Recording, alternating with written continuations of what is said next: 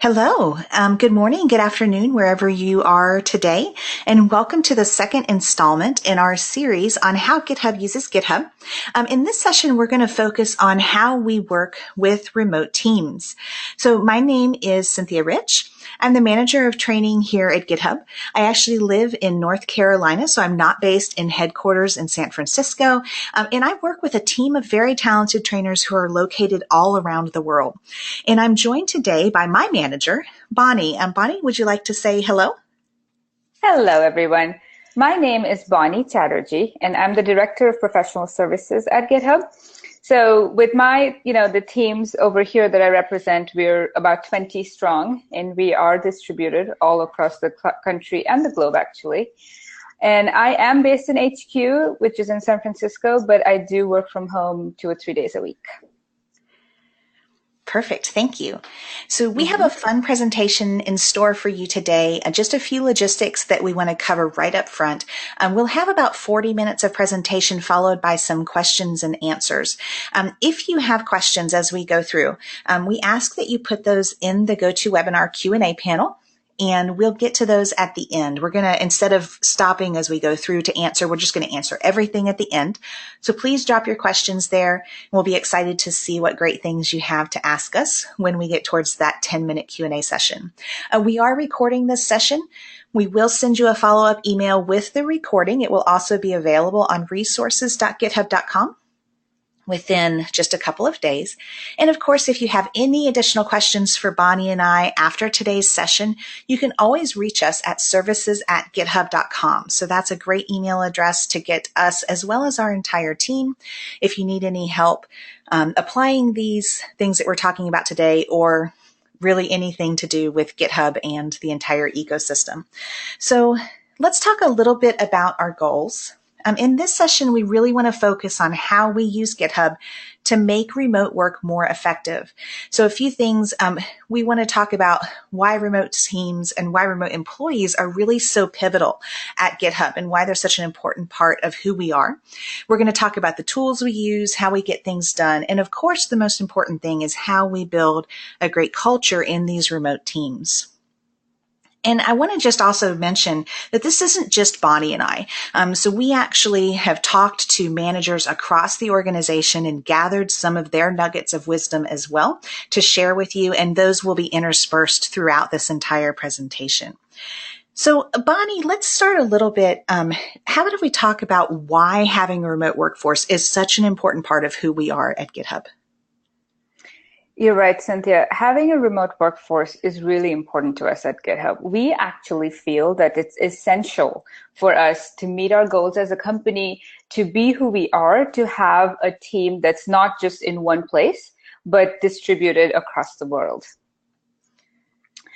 If you think about our company, from the very beginning, we've made the choices. We've decided that we will intentionally be a company who has a workforce that's across the globe. We feel there are a few reasons why this is important to us. One of them is, of course, we can hire the talent anywhere in the world, wherever they are. Not everyone lives near a tech hub, like not all of us are in San Francisco, in New York, or, Austin, some of these up and coming tech areas. But we want to be able to find the talent, the employees, the workforce, our colleagues, where they are. And at the same time, we want to make our customers really successful, and we want to give them support as quickly as we can. And having a distributed team really helps with this as well. The other thing that we really care about is diversity, and being able to hire the talent and our colleagues wherever they are gives them the opportunity to work from home without having to live near one of these hubs or without having to be in any one particular location. So the other thing I like to think about is from the environmental impact perspective. If we have a team that's co-located, then everyone's traveling to work, you're driving, you're taking the train, what have you. But if you have a workforce where folks are across the country, across the globe, in their homes, then you're also saving the planet a little bit every single day by not having to, make that travel into work. But Cynthia, what do you think? Even with all of this technology available, we know that many companies still do not allow their employees to work remotely full time. What are your thoughts on that? Bonnie, I think that, it's absolutely true that a lot of organizations still have concerns about letting employees work remote and a lot of different reasons. Some of it is concerns about productivity. So I actually had someone in the past tell me, well, I don't know if they're getting their nails done or if they're working. And, so some of these types of concerns, will prevent people from wanting their employees to work remotely. Some of it is just about how do we communicate as a remote team, especially when the core of your company is co-located in one space. It's really hard to create a communication environment where that communication travels outward to those remote employees. I think another piece of that is inadequate IT support or an IT team that's just so small that they can't support folks who are located all over the world. And then I think also it is really just about that having comfort with how do we structure a team that is working remote? But I think, Bonnie, I keep saying this word remote, and we keep saying it over and over and over again. But I think some of the problem is even just in that word. Wouldn't you agree? Yeah, I think you're right. Because if you think of the word remote and you look at its dictionary meaning, the word remote means seclusion. The meaning, its definition is isolation, irrelevance. And these meanings give a stigma to the word remote. And so as you can see, one of our colleagues, Kai, he says he is remote. He says, I am remote because I'm not based in HQ, but I don't feel remote. And it's this feeling of remoteness that we want to avoid, the stigma, the feeling isolated, secluded. We don't want that for our colleagues and our teams. And so at GitHub, we're actually moving away from the terminology of remote workers, and we're moving more towards thinking of our team members as distributed. So for the rest of the presentation, you'll hear us say distributed more often, because that's really how we feel about our colleagues, about our employees and our workforce. We're distributed, not remote. So Cynthia, tell me a little bit more, now that we are talking about this distributed workforce, right? We know that these are folks who are all across the globe. How do we create togetherness? How do we create a cohesive workforce when they're distributed? I think that's another great question, Bonnie. And I think it's one that a lot of organizations face as they move into this trying to work more and more remote.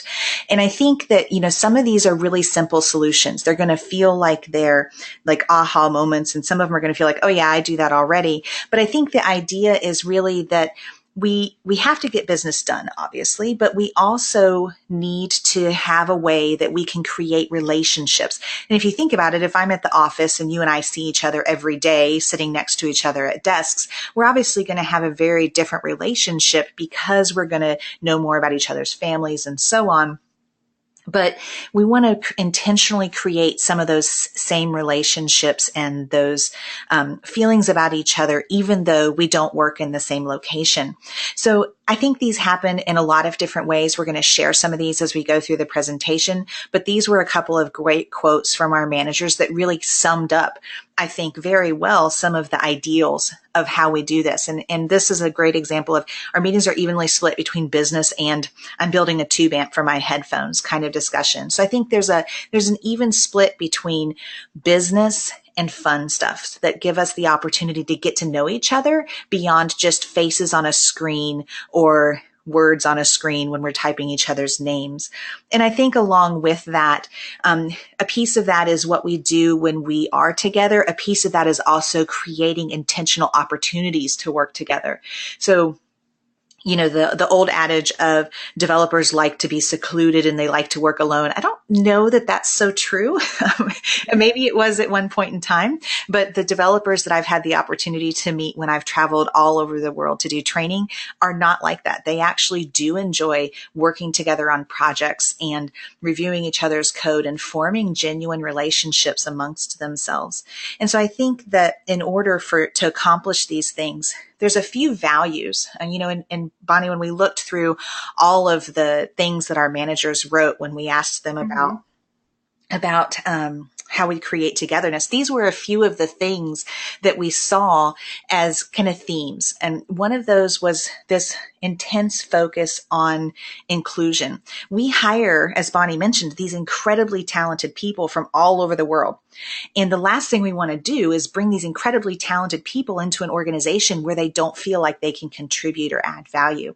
So focusing on including these people in projects, making sure that they have an immediate on-ramp to where they feel they can provide value very quickly within the organization and in a meaningful way is so critical to how we do inclusion, if you will, at GitHub. But I think there's a couple of other pieces to this that we do inherently as we communicate on GitHub that are also keys to our success. One of those things seems simple is to assume positive intent. We write a lot. We write in issues, we write in pull requests, we write everywhere. And it would be harmful if I came into those conversations and read every conversation as though if somebody doesn't agree with me, they're attacking me, or they didn't support my idea, therefore they must not like me. And so framing every conversation from that lens of, I know this person took the time to write a comment here because they absolutely had the best intentions in mind and wanted to help me. And assuming that positive intent helps me to frame my reply or even my personal response to what they've said to me. And again, it sounds simple and like we're maybe being a little bit preachy, but the idea is that what we're really trying to say here is these simple things are what make these distributed teams successful. Another piece is being empathetic. Knowing that your coworker has a dog who's ill, and, making sure that you reach out to that person and see how their dog's doing, see how they're feeling if they've been ill. But it's also recognizing when one member of the team is feeling overwhelmed and seeing if you can help them, recognizing when a member of the team needs help or is stuck on a problem and could use your assistance. All of these things are so critical in how we form these genuine relationships. But it's also just the act of forming a genuine relationship. I think one of the things that GitHub does really well is we hire people who genuinely care about people. And because of that, we're able to form these very genuine relationships across our teams. So Bonnie, that was kind of a lot about the philosophy of how we do remote or how we think about distributed. But obviously the folks that are here with us today are probably interested in the very specific tools that we use to make all of these happen. So Bonnie, how about you introduce us to some of those tools now?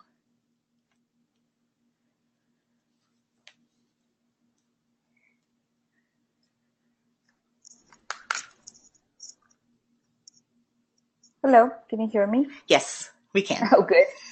You cut out for a moment, Cynthia, and I wondered what happened. Oh, perfect. So yes, we do actually use a variety of tools to help us, communicate, help bridge the distance that we have that naturally occurs when you have a team that doesn't sit in the same physical space. So of course we use GitHub. We love our product, we love our platform, and we use it every day in so many ways. And we'll talk about that a little bit later too. But we do use GitHub issues, we use pull requests. But outside of that, we have several other ways that we use to intentionally keep in touch and create a personal bond. We use Zoom a lot. Zoom is a video conferencing tool. And again, it's not a plug for that particular tool. We've used others in the past. It's just the one we happen to use right now. But the essence of what I'm saying is we use a video conferencing tool so we can see each other's faces. We can see those expressions. We can see those nuances of the communication that get missed when you're just listening to a phone call, for example. We also use Slack. Slack is an instant messaging platform. This is where we have a lot of our day-to-day conversations. We have a lot of the quick little questions, hey, Cynthia, what time was our webinar again? Not that I didn't know what time it was, but, those are the little things, the daily, everyday conversation that we have on Slack. We also have an internal newsletter of sorts, which we call Team.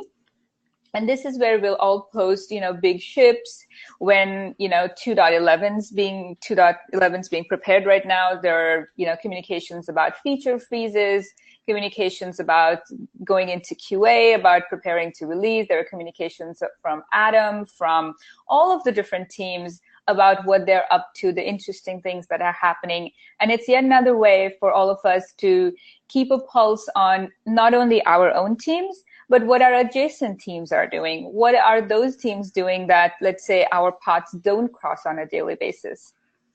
And then we have Hubot.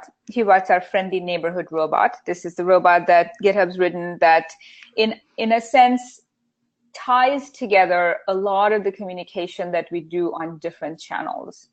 And we'll speak a little bit more about that in one of the later slides.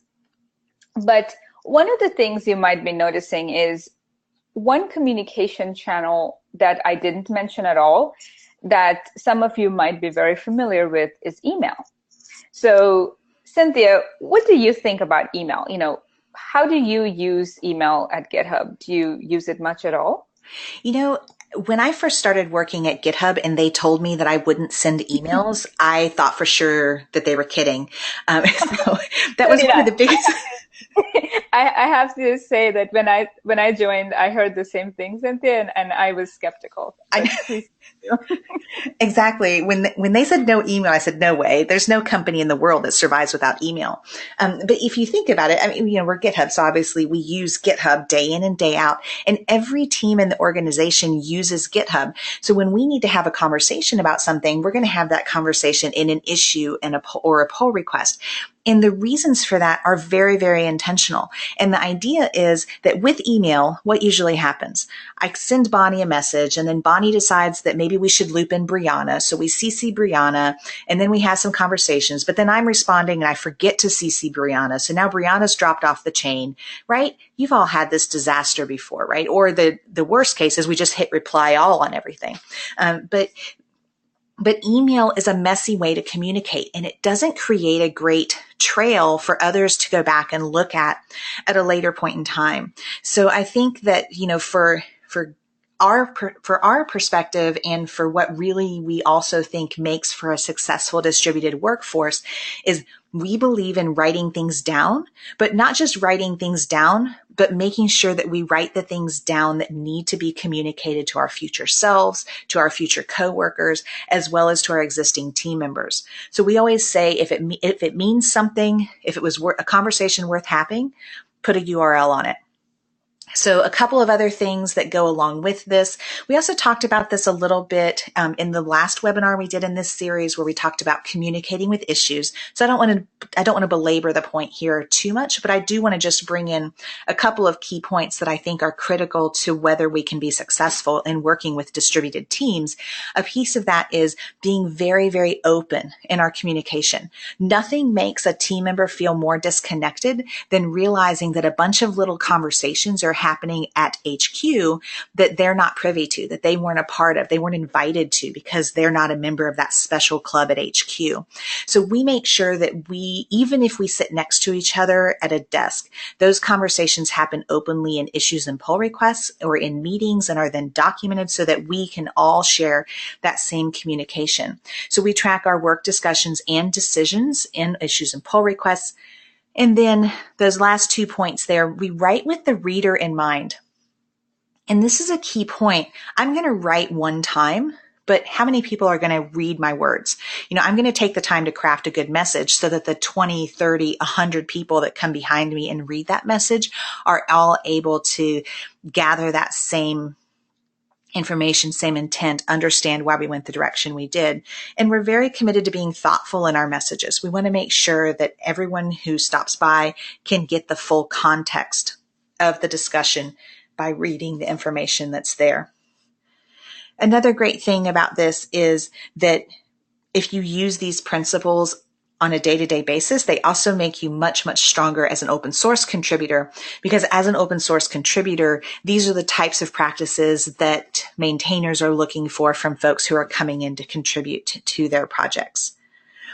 And I think one of the dangers, though, is that it's really easy when you get into this culture of we write everything down, to start to minimize the value of the face-to-face conversation. So we have to be careful not to think that everybody wants to default to async only communications, because then we're just typing all day. And that's also not a great use of our time. So I think there's a fine balance here between what we do what we do asynchronously and what we do synchronously through meetings. And so we thought it would be fun to go through and talk about just some very specific use cases. Like, how do we, in this scenario, use GitHub? So Bonnie, I was thinking we could go ahead and share some of the patterns that we as a team have adopted for working together remotely. Mm-hmm.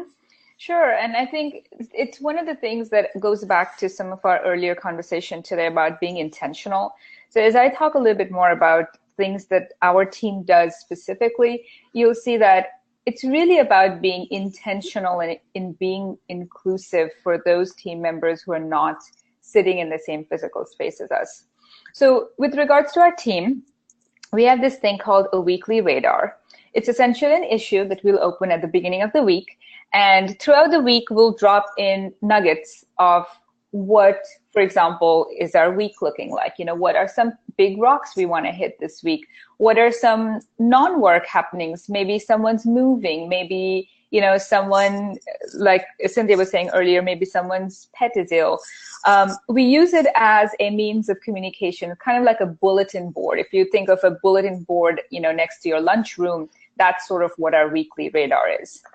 In addition to our radar, we also have team stand-ups. This is our regular, you know, Scrum style short meeting where each of us talk about our focus areas for the next couple of days. We talk about blockers. We help each other figure out, you know, how to move forward if we're stuck.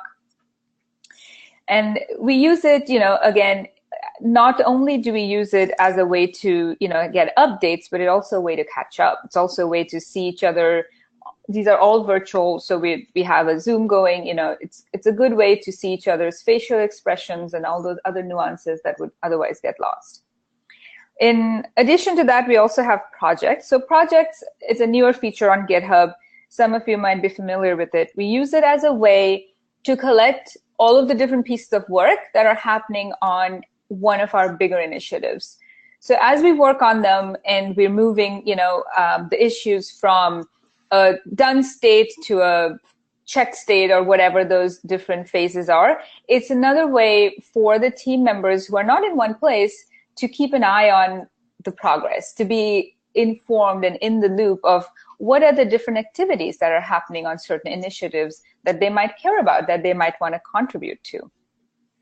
And then there's always our tracking issues. Checklists is another thing that we use a fair amount of, where the checklists help us keep track of, you know, what are the different things that we need to do to finish this project or finish this work? What are the different areas we're looking for others to help us with or others to contribute to? And then in addition to, you know, using issues for checklists and for, you know, keeping track of work, we also use issues in some innovative ways. So Cynthia, I know that your team, our training team in particular, does a lot of brainstorming in issues and PRs. Do you want to talk a little bit more about that and share how you've seen that pattern work for your team? Absolutely. We're a highly distributed team, but we also travel a lot. You know, clearly we're out doing customer engagements all the time, teaching folks how to use GitHub. And so because we can't all be in the same place at the same time, or even during the same work hours, a lot of times, we like to kick off the brainstorming process in issues and pull requests. And this has a couple of benefits for us. You know, clearly the obvious one is the fact that we can do so asynchronously. But I think also one of the things that we found as a pattern for our team is that we're all very iterative thinkers. So, you know, some people are really great on their feet, right? They're those people in meetings that you say, let's brainstorm, and they come up with 100 great ideas right off the bat. I'm really jealous of those people, by the way. But a lot of us are very iterative thinkers, and we need time to think about a problem, to absorb the problem before we can begin to contribute what we feel are meaningful ideas. And so we do this process in issues and pull requests. So a couple of patterns that we use that make it more effective is we include a TLDR at the top. So basically, what is the problem that we're trying to solve, and asking for input on that problem. And I think a really important thing that we do is we do some research ahead of time. So we talked about the fact that everything we do is documented in issues and pull requests. So has another conversation about this happened in the past? Have we done something similar in the past? Have other teams done something similar in the past? Or could we cross-link maybe to an external project that we think is really cool that might spark some ideas for us? So we try to do a lot of this upfront research and cross-linking, again, keeping the reader in mind. What can we do to help this reader be able to drop in and easily contribute? And we try to make it easy for them to contribute in 5 minutes or less. So I don't just create a bunch of cross-links and say, here, go look at this random website. But instead, I'll create a link that says, I really think this is cool from this website. Here's a link to see exactly what I'm talking about. So we try to make sure that we're synthesizing as much information as possible so that folks can drop by and contribute easily. And I think the other really important thing when you're brainstorming asynchronously is you need to have some sort of a time box on it. We've had these issues when we first started doing it this way, where they just kind of stayed open forever and they became this emotional baggage, right? We had put all of this great thought and time and effort into brainstorming in this issue. And then we felt like there was never a point where we moved it forward. So we always like to make sure that we state exactly when we're going to close the ideation phase or even what's the next step. Now, Bonnie, one of the really popular next steps for us in brainstorming is to do a meeting. And there's some pretty common patterns that we use just for meetings in general. So would you like to cover those? Sure. So, having an agenda for an issue is a 101, rule, I think, for meetings. And we like to follow that one too. And I think having an agenda ahead of time is really helpful to our distributed workforce. Those of us who travel, for example, in the professional services team, we're always out with customers doing engagements, is that we have a chance to get a sense of what the meeting's going to be about. We have a chance to prep. We have a chance to really contribute if we know to come prepared. The other thing that we really like to do, and we do this as a rule, is to include a Zoom link. And again, this is a video conferencing tool that we happen to use, but the idea is that at no time do we want any of our distributed workforce to feel like they were not included in the meeting. So sometimes, I don't know if you've come across this, but I certainly have, where I have a meeting invite and I'm working from home that day. And let's say the meeting was with somebody at HQ and we were supposed to meet in a room, but my child was sick and so I decided to stay home.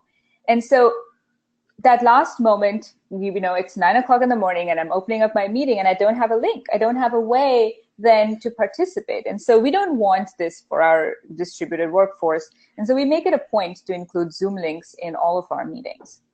The other thing we do is we add notes to our issues for the meeting. So let's say we put an agenda in an issue, we do follow up with the notes from the meeting. So those who could not attend the meeting then can keep in touch. They can understand what happened. They can take next steps as they need to.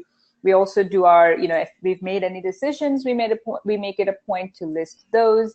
If we have next steps, we have PRPs, primary responsible people for those, we set those up. One other thing that we try to do for our distributed, and in my case, and Cynthia, in my case, our traveling team, is that we want to loop in those traveling team members to make sure they were included. So let's say the training team was having a meeting and half the team was out doing engagements. We would, once we've posted the notes from the meeting, we look for our absent team members to indicate to us that, hey, I've looked at this. I'm on board with this. And the way they do that is we ask them to put some emoji reactions. So a little thumbs up, a little, ta-da, which says, oh, okay, I've read this. I understand what you guys talked about. I'm happy to, take on these next steps. So those are some ways that, we make meetings effective and inclusive for our distributed workforce. But Cynthia, we're not always in meetings, are we? I mean, what do we do when we just want to chat with someone? Yes, thankfully we are not always in meetings. That can get to be a lot. So no, I think one of the really important things that we do is we try to respect the fact that we just need heads down time.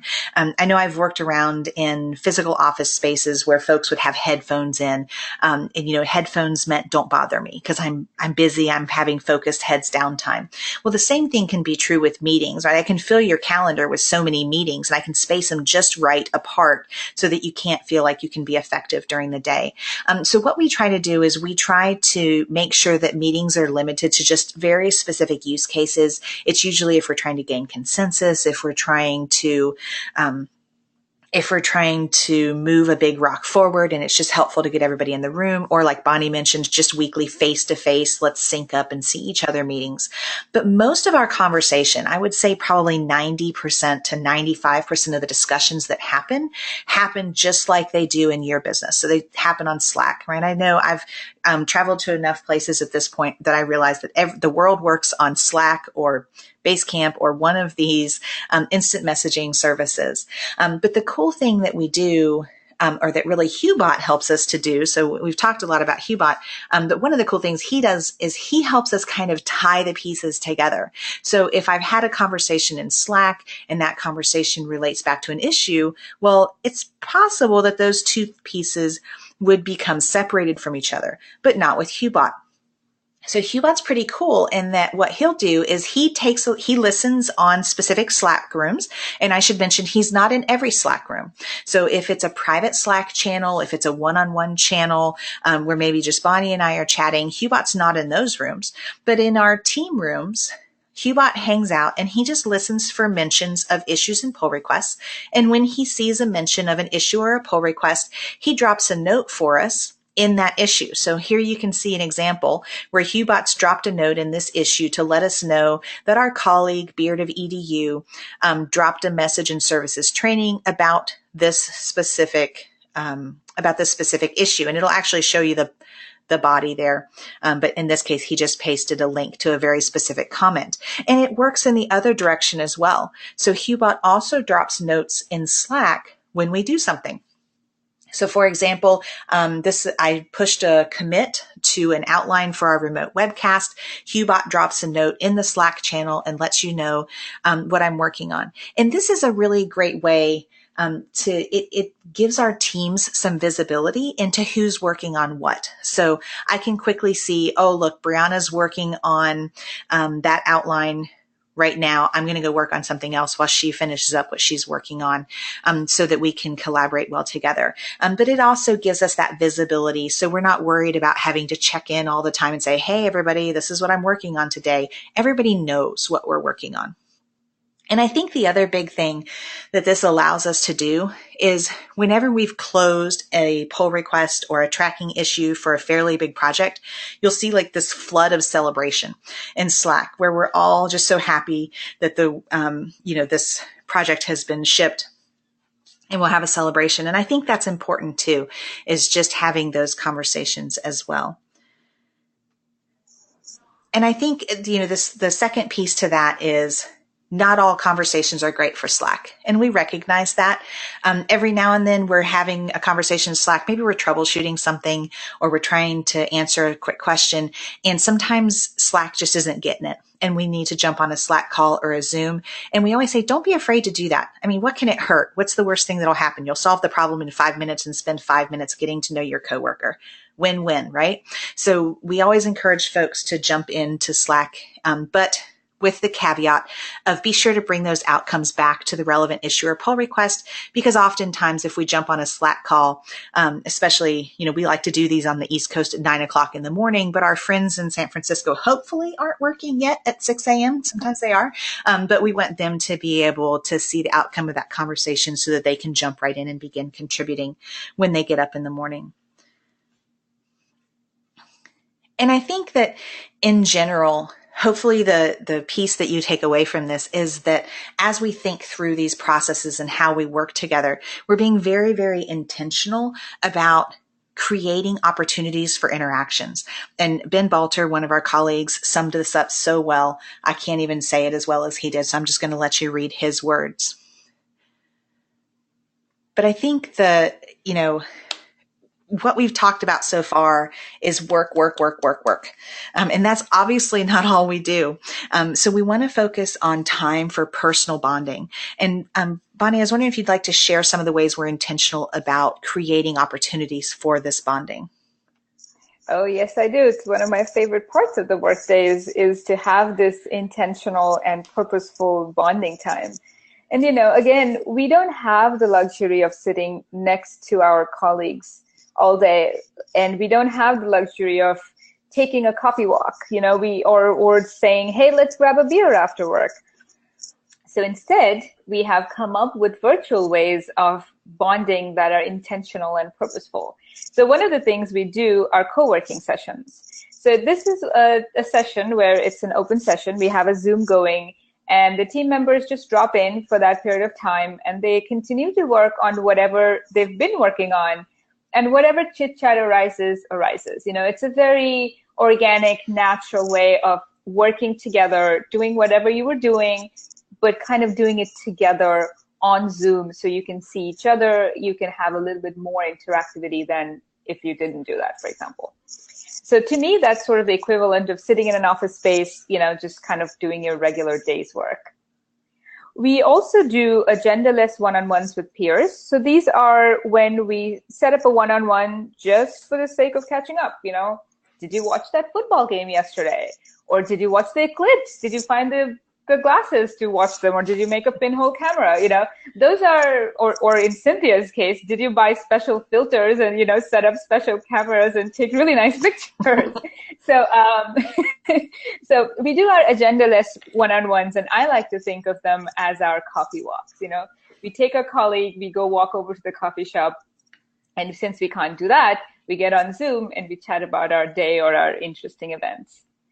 One other thing that we do, and this I have to say, is very strongly encouraged by GitHub. It's one of the privileges we have of working at GitHub, is that physical gatherings are very encouraged. So as a team, we get together for hack houses, mini summits, where a group of us will join together in one location. We spend a few days there. Usually we have a very strict agenda for work, an equally strict agenda for play after work, but it's an opportunity to get things done together. It's an opportunity to get to know each other, to spend the time and put in that investment to get to know those colleagues, so that when we are apart again, we have already established that common foundation and baseline of knowledge of each other and knowing each other that will then see us through the rest of the work days.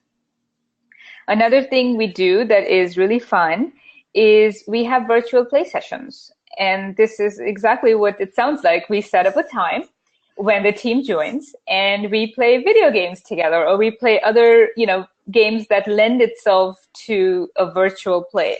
I know that I played a t-shirt design game one time. That was so fun.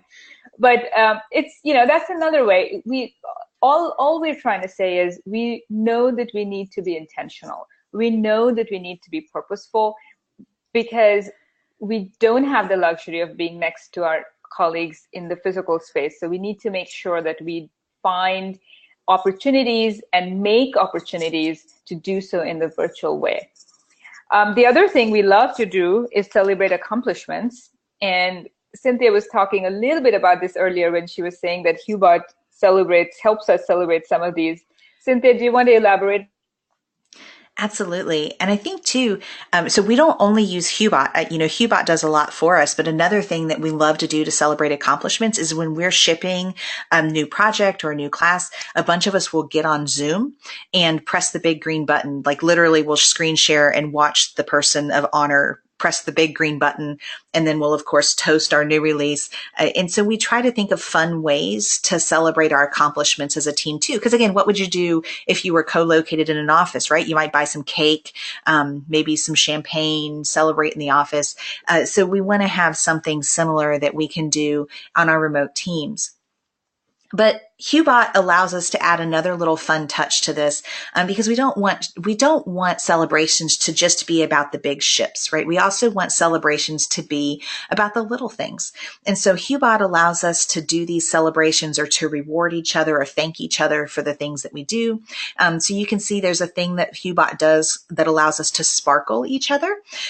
We literally work for sparkles, but we will, we want people to, we want to be be appreciated, of course, in the workplace. And so we sparkle each other when we've done something helpful, or when we've helped somebody solve a problem, or maybe we've delivered a great class. All of these things are, of course, sparkle worthy events. And another fun thing that we can do is we can go into Hubot and we can keep this running list of just fun things that we've learned about each other. So you can see this is Bonnie's here. So this is a collection of things that people have said about Bonnie over time. So strong ping pong game helps us all find balance. That's absolutely true. To help us all find balance. So you can see that there's a fun, these are just fun ways that Hubot allows us to connect with each other on a little bit more personal level. And, Bonnie, it says right there that you help us all find balance. So I feel like you really probably need to be on the hook for this last section, which is work-life balance. So how do you tell me a little bit, or really share with everyone some of the advice you've given me over time on how we do this? Yes, finding balance. I think it is one of those interesting topics where it is so necessary for a good quality of life, but as a distributed employee, or as a person, who's working in the tech industry, it becomes very difficult. And I think as a distributed team member, it's even more difficult because you don't really have the separation of an office and a home space. A lot of times your office is one of your rooms in your home. And so it's difficult at the end of the day to say, hey, I'm plugged off for the day, or I'm taking this time for personal time, family, dinner, what have you. It becomes that much more difficult. And so one of the things we try to do is really protect out of office time. Out of office time is sacred. It's time where we don't ping each other. And what we do is we use various methods that are available to us, like out of office messages in Slack, GitHub profile updates. We update, Gmail for those of us who sometimes once in a while use Gmail. But we feel that it's each of our responsibilities to help our colleague who's off to be off. And we'll sometimes even open an issue and use it as a tracking mechanism to kind of post notes and stuff, so that when that person comes back from vacation, they have one central location to see some of the critical things that might need their eyes or their attention right away. And the reason this will work is if you have the trust in your team members and they have the trust in you, and that there's a fair amount of autonomous behavior, right? For example, I'm not checking to see if Cynthia really went to do her nails or if she, worked in the afternoon. I trust that she does, right? I trust that she'll get done what she said she will get done.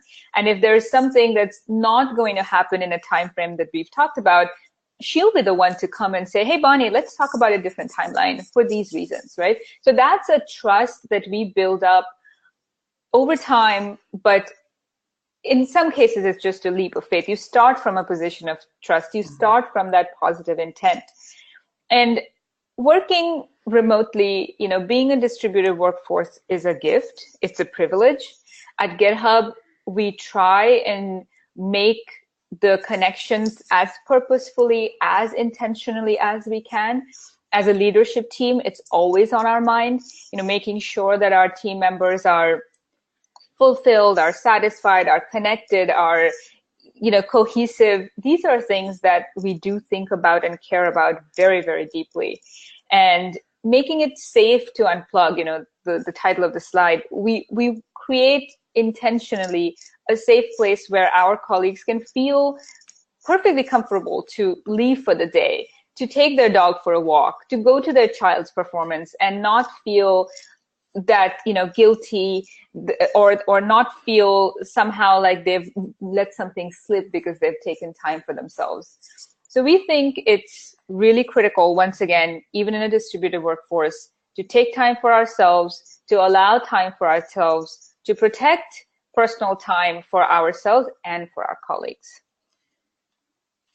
So Cynthia, do you think it's time for a wrap up and some questions? Absolutely. So we have a couple of good questions already in the Q&A panel, but just as your friendly reminder, now that we've gone through the core of the content, what questions didn't we answer for you? So you probably came here hoping to learn a couple of things about what it means to work remote or distributed, I should say. As you can see, we're still learning that we want to make sure we call it remote or distributed instead of remote. And ask us those questions in the Q&A panel. Real quick, while you're doing that, just a quick reminder, how GitHub Uses GitHub is an entire series of courses. We've done the first two, communicating with issues and communicating with remote teams. We're going to switch gears on the September and October and really focus on managing pieces. So how do we manage our teams? How do we manage our projects?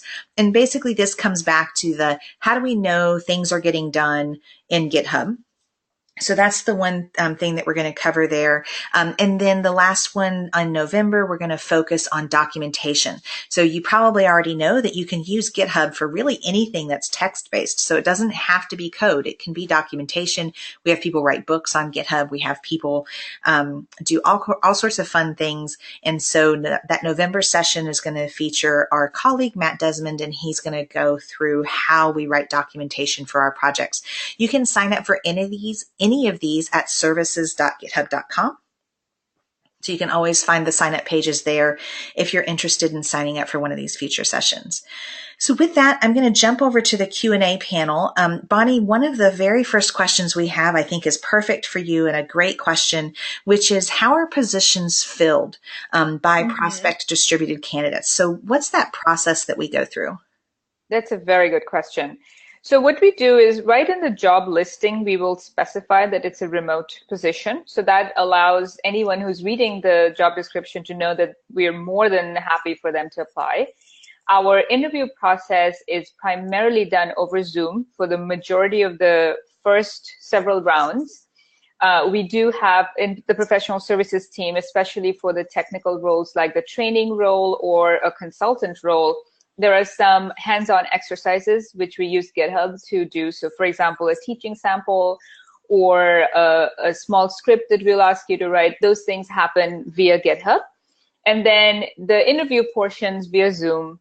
For the professional services team, we do believe in one final face-to-face meeting before we sign on with the person to not only allow us to get a feel of the person, but to allow the person to get a feel for the rest of the team. So we do have a final in-person interview for those who are joining the professional services team. I do know that some of the other teams have done away with the final in-person interview, and they do their entire round of interviews on Zoom. Absolutely. And I think, one thing that I would add to that is each team really does lay out their process. So in speaking with the fact that because we've hired from such a diverse pool of people into such diverse positions, that it really is unique from team to team. And kind of a follow-up question to that I was going to grab is, how do you handle people who are new to the team? So once we've gone through this process of finding these candidates, how do we onboard them? So everybody does go to HQ for onboarding period. So we usually recommend that they go at least for their first week. They're going to go through a company orientation. They're going to work with people that are on their team, both remotely and at HQ, but it gives them the opportunity to kind of soak in that culture there at HQ, get to know people, build relationships. And I think that's the key, is that building relationships piece, because you want to feel like you're connected, right, to other people in the organization. So that onboarding week helps them to do that. But then aside from that, we have a lot of things that we do, and a lot of these things will be covered in the managing piece. We have a lot of things that we do after a person goes back to their remote workplace that helps them to get onboarded. There's a process that we go through. We're going to discuss a lot of that in the Managing Your Team webinar, but the idea is that there is a very specific path that we have planned out for them so they can learn all of the pieces. Another one that's real quick for me to answer, on Hubot regarding commits, does it flood the channel with too many notifications if there are a lot of people committing constantly. So it only drops a message in the channel on the push. So it's just when you push up to GitHub, it's going to drop a single notification in there that says you just pushed like 29 commits, and it concatenates those. So it's only going to show you like the first 3 or 4, if I remember correctly. But that's an option. So nothing Hubot does he do by force. So you actually tell Hubot that you want him to listen to on certain rooms for certain repositories. And if you have a certain repository that's just too noisy and you feel like it's flooding or overwhelming the channel, you just turn off that feature. So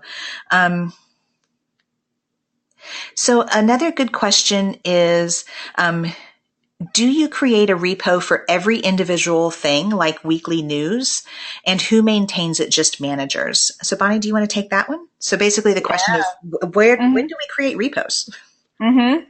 So I think, again, each team does it a little bit differently, but in the professional services team, we think of a repo as a house for information. So think of it as a logical family unit. So the professional services team, for example, has a team-wide repo where all of the professional services teams listen in and watch. So the training teams listening in, the engineering teams are listening in, the tools teams are listening in, the ops teams are listening in. And that is sort of the place where we have our newsletter, our radar that I talked about, the weekly newsletter, that's where that sits. But then each team individually, so Cynthia's team, for example, has a training team repo that you might have seen Hubot in one of the slides, that where they do a lot of the curriculum building, a lot of the individual conversations that make sense for the training world only. And so that has a smaller viewership. In addition, we actually use repos also for one-on-one conversations. So our one-on-one notes, performance reviews, etc. We have private repositories that each of us maintain with our direct reports that help us, gather some of the information and maintain that. Right. But I think that, to Ricardo, to your specific question, like Bonnie mentioned, we do try to maintain some control over the number of repositories that an individual team is working with, because it gets overwhelming in a hurry if you are responsible for maintaining a ton of different repositories. So we try to limit the repositories to a team repository, like Bonnie mentioned, a one-on-one repository that's really just like Bonnie and I have a one-on-one repository. And then we have a repository that is the team project, if you will. And some teams, of course, have more than one project, but generally the projects themselves by default have to live in separate repositories. So that structure is dictated by other necessity, but for the just conversations, discussions, those live in kind of single repositories for a team. And I think that also leads into another question that Amanda had, which is, it says GitHub serves as its own knowledge base, but for new people, how do you get new people to be able to find the existing resources or learn about the structure? And that's another great thing, because we have these repositories that are structured by team. You should be able to go to your team's repository and find the resources you need to be successful. Now, sometimes that means that we're cross-linking to other sites. We do have an internal intranet, if you will, just like every other organization, that contains shared resources that are used across teams. So, of course, we're linking to those. But the source of truth for an individual should always be their team's repository. I should be able to go there and find the information I need. Now, as far as the search goes, if I am getting ready to open a new issue, let's just say we're going to work on a new GraphQL course.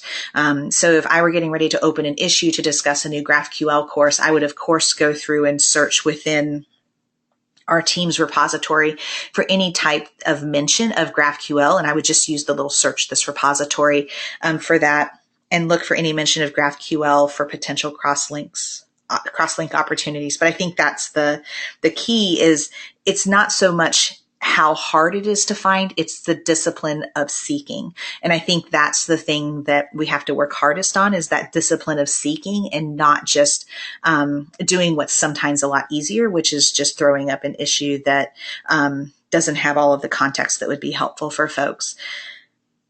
Let's see here. New to the team, just looking through these questions.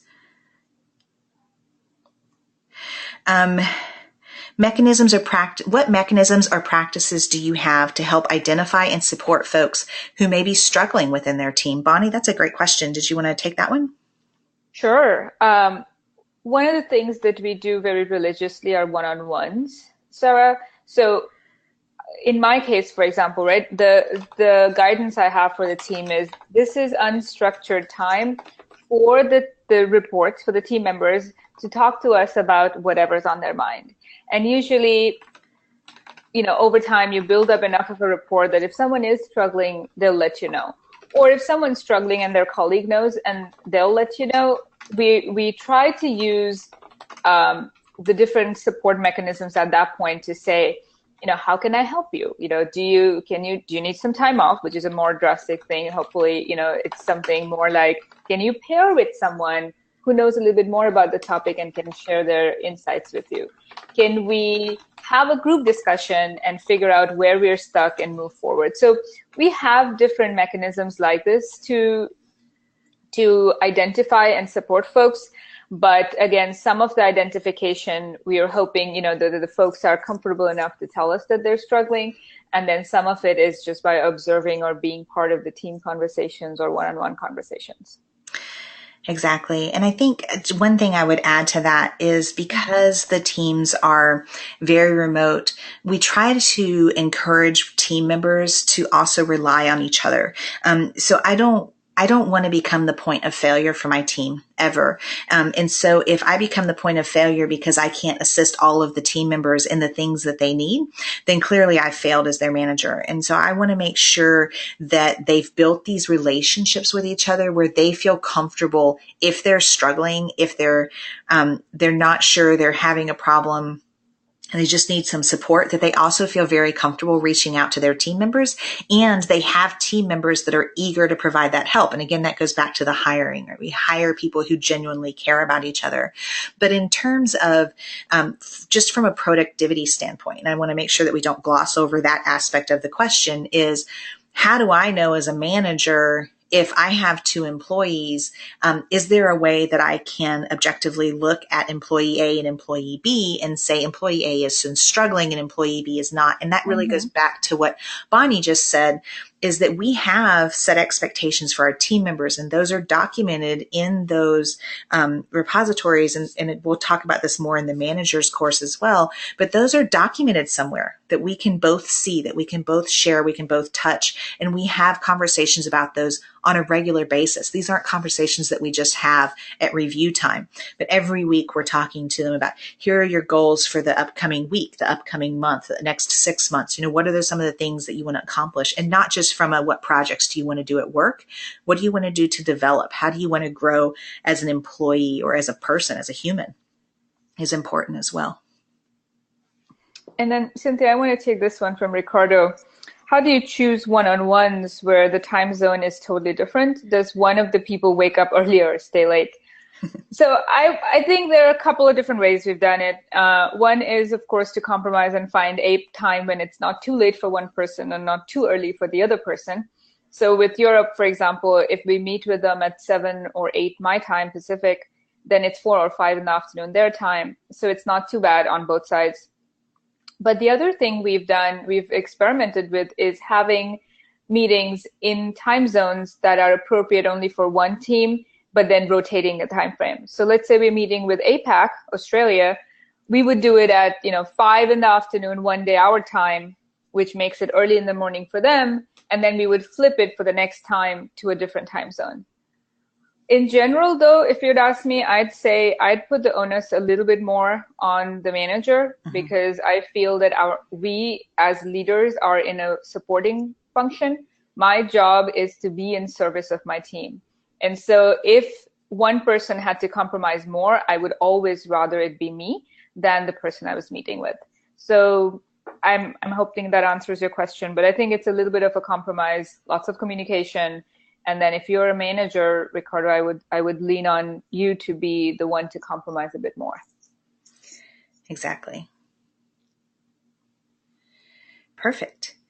Well, that looks like the list of questions that we have. So If there are no further questions, again, this was all recorded, so we'll post this all online so that folks can come back and review any content they need at a later point in time. But we do hope to see you in one of our classes coming up in September and October. And until then, have fun and have a great remote team. Thank you. Thank Thanks you. for listening.